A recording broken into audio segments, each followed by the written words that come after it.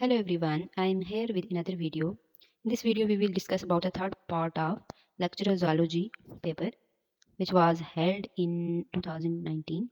So the question number 28 is, dash is a method of learning that occurs through the reward and punishments for a particular behavior. कहते हैं कौन सा ऐसा method है जो rewards और पनिशमेंट्स के जरिए लर्निंग हो रही होती है इसमें। तो इसका ऑप्शन है ए, ऑपरेंट कंडीशनिंग जो है इसमें रिवॉर्ड्स और पनिशमेंट्स के जरिए लर्निंग होती है। Question number 29 is which scientist describe the ways dance इन हनी बीज।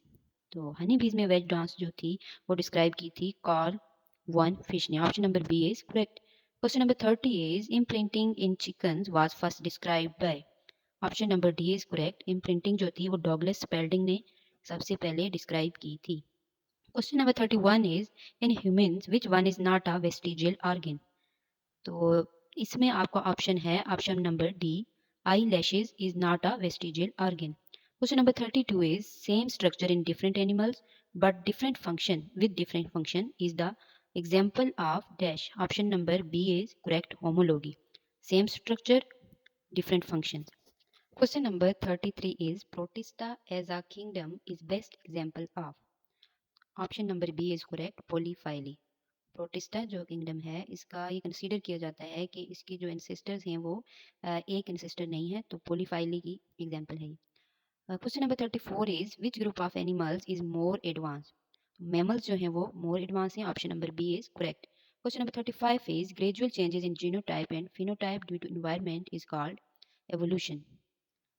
तो एनवायरनमेंट की वजह से जीनोटाइप में चेंजेस, सिर्फ जीनोटाइप जो है वो म्यूटेशन होगा, तो जीनोटाइप और फिनोटाइप में भी जो चेंजेस आती हैं वो हम बोलते हैं evolution. Option number B is correct. Question number 36 is which organelle is responsible for producing energy.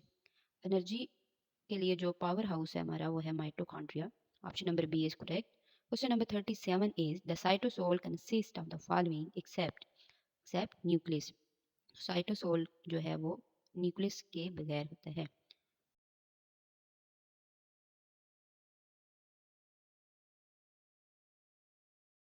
The correct answer is option number A, nucleus.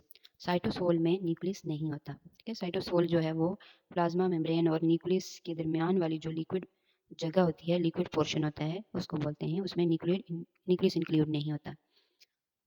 Question number 38 is which cell organelle is responsible for making proteins. तो proteins की जो factory होती है वो हमारे पास होते हैं ribosomes. Option number C is correct. Question number 39 is due to the hydrophobic nature of fatty acids in the lipid bilayer of cell, which one of the following best describes the position of fatty acids within the membrane? तो hydrophobic nature की वजह से कहते हैं जो fatty acids की position होती है वो किस तरह की होती है, facing towards each other. Option number A is correct. Question number 40 is like a packaging plant, this organelle put lipids and proteins in packets or vesicles and sends them to different part of the cell.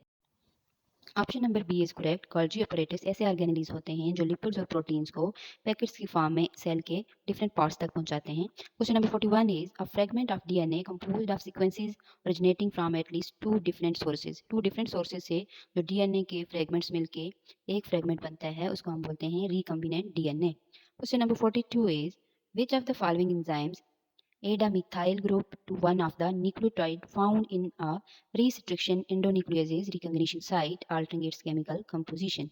तो जो methylase enzyme है वो methyl group को add करता है।